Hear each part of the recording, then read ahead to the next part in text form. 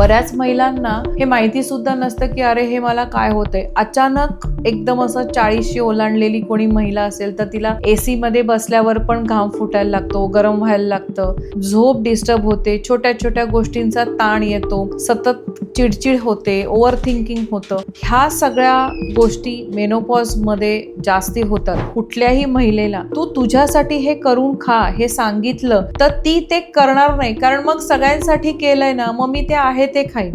पण जे आहे ते तुझ्या शरीरासाठी हेल्दी आहे का, हा प्रश्न तिने तिला विचारला पाहिजे. मग 40शी पर्यंत येत येत येत कणाकणानी ती अनहेल्दी होत जाते. प्रत्येक फिट पुरुषामागे एक अनफिट स्त्री असते. मेनोपॉज हा एक इंग्लिश शब्द आहे, पण मराठीत त्याला रजोनिवृत्ती असं म्हणतात.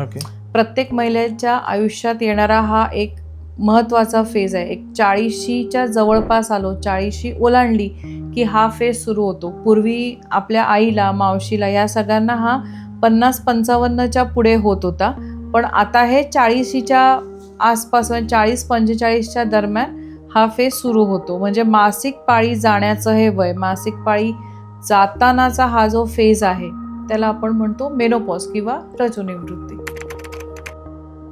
प्रकार असंच नाही, पण त्याचे 2 स्टेजेस असतात. एक असतं पेरीमेनोपॉज, म्हणजे एक्झॅक्टली मेनोपॉज म्हणजे मासिक पाळी जायच्या आधीचा एक फेज असतो, त्याला आपण म्हणतो पेरीमेनोपॉज. आणि मेनोपॉजमध्ये ती मासिक पाळी तुमची पूर्ण जाते आणि त्या महिलेला मग ती मासिक पाळी येत नाही. मेनोपॉज म्हणजे फक्त मासिक पाळी जाते किंवा एवढंच नसतं. तिच्या शरीरामध्ये हॉर्मोन्सचे खूप सारे बदल होत असतात. खूप साऱ्या अँगलनी ती बदलत जाते. मानसिक आरोग्याने, शारीरिक आरोग्याने पण ती बदलत जाते.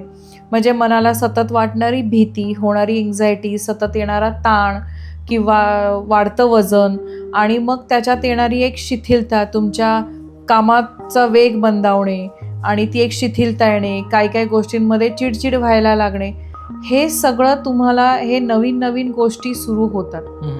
बऱ्याच महिलांना हे माहिती सुद्धा नसतं की अरे हे मला काय होतंय. अचानक एकदम असं 40शी ओलांडलेली कोणी महिला असेल तर तिला एसी मध्ये बसल्यावर पण घाम फुटायला लागतो, गरम व्हायला लागतं, ज्याला आपण हॉट फ्लॅशेस असं म्हणतो, झोप डिस्टर्ब होते, छोट्या छोट्या गोष्टींचा ताण येतो, सतत चिडचिड होते, ओव्हर थिंकिंग होतं. ह्या सगळ्या गोष्टी मेनोपॉजमध्ये जास्ती होतात. शारीरिक बदल होतात, पण मानसिक बदल जे होतात ना ते जास्ती महत्वाचे आहे त्याच्यात. मेनोपॉजमध्ये आधी वजन का वाढतं हे आधी समजून घेणं महत्वाचं आहे. मेनोपॉजमध्ये काय होतं की प्रत्येक महिलेला शरीरामध्ये इस्ट्रोजन हॉर्मोन असतं. इस्ट्रोजन इज डिरेक्टली लिंक्ड, म्हणजे त्याची लिंक इन्सुलिन हॉर्मोनची असते. इन्सुलिन हॉर्मोनचं काम काय असतं की आपण जे अन्न खातो त्याचं फॅट बर्न करणं, म्हणजे त्याची एनर्जीमध्ये रूपांतर करणं, एलिमिनेशन करणं आणि त्याचं स्टोरेज न करता फॅट्स बर्न करणं किंवा त्याची चरबी न होऊन देणं, सोप्या भाषेत हे इन्सुलिन हॉर्मोनचं काम असतं.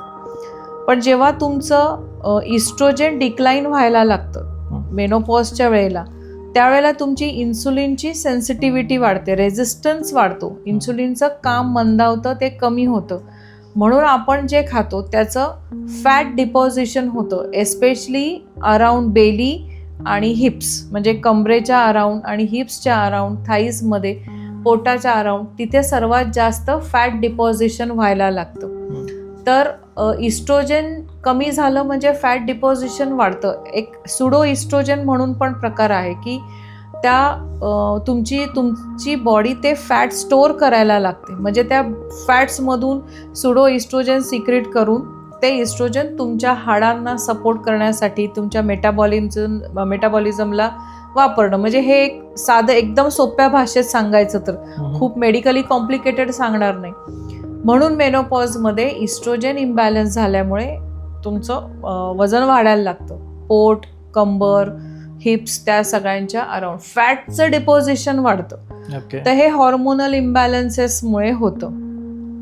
वजन वाढण्याचं दुसरं नेहमीचं कारण म्हणजे तुमची बिघडलेली जीवनशैली, ज्याला आपण लाईफस्टाईल असं म्हणतो.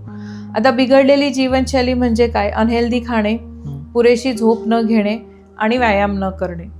40शी पर्यंत म्हणजे शिक्षण पूर्ण झाल्यानंतर एक 25, 26, 27च्या पासून ते 40 पर्यंत प्रत्येक महिला आपलं आयुष्य सेटल करण्यात बिझी असते. कुणाचा बिझनेस असतो, कुणाचा जॉब असतो, घरात मुलं असतात, आपलं रिलेशनशिप सेटल करायचं असतं. मग असे बऱ्याचशा स्टेजेस तिला क्रॉस करायच्या असतात आणि त्या सगळ्यांच्यामध्ये तिला स्वतःकडे लक्ष द्यायला वेळ होत नाही. मग कुणाला एक्सरसाइजला वेळ नसतो, कुणाला हेल्दी खायला वेळ नसतो. आजही इतका अवेअरनेस येऊन पण आपल्याकडे कुठल्याही महिलेला तू तुझ्यासाठी हे करून खा हे सांगितलं तर ती ते करणार नाही. कारण मग सगळ्यांसाठी केलंय ना, मग मी ते आहे ते खाईन. पण जे आहे ते तुझ्या शरीरासाठी हेल्दी आहे का, हा प्रश्न तिने तिला विचारला पाहिजे. मी आत्ताच माझा एक व्हिडिओ टाकलेला, त्याच्यात मी हे स्पष्ट म्हटलेलं की प्रत्येक फिट पुरुषामागे एक अनफिट स्त्री असते. म्हणजे माझ्या नवऱ्याला प्रोटीन शेक पाहिजे म्हणून मग ही स्वतः त्यावेळेला घेते का काही, त्याला तो एक्सरसाइज करतो, ही घरकाम करत बसते. मग 40शी पर्यंत येत कणाकणानी ती अनहेल्दी होत जाते. मग 40शीला आलं की तोपर्यंत मुलं मोठी झालेली असतात, घर, फॅमिली, रिलेशनशिप सगळं सेटल झालेलं असतं. मग अचानक कपडे टाईट व्हायला लागतात, असं एकदम जाड वाटायला लागतं, स्वतःचं जड वाटायला लागतं, उठायला बसायला त्रास होतो. मग तिला जाणवतं की अरे हो, आपलं तर वजन वाढले. आणि मग लक्षात येतं की मग आपण एवढी वर्ष एक्सरसाइजकडे लक्ष दिलं नाही, हेल्दी खाण्याकडे लक्ष दिलं नाही, झोप पुरेशी न घेणं, भरपूर पाणी न पिणं आणि या सर्वात महत्त्वाचं या सगळ्यांच्या पण पलीकडे जाऊन मन शांत ठेवणं किंवा आपल्या मानसिक आरोग्याची काळजी घेणं हे विसरलेलं असतं. म्हणून वजन वाढतं. आणि त्यात मग परत हॉर्मोनल इम्बॅलन्सेस तर आहेच. वजन आता 40शी नंतर कमी का होत नाही किंवा ते कमी करणं इतकं डिफिकल्ट का होतं, त्याचं कारण हॉर्मोनल इम्बॅलन्सेस.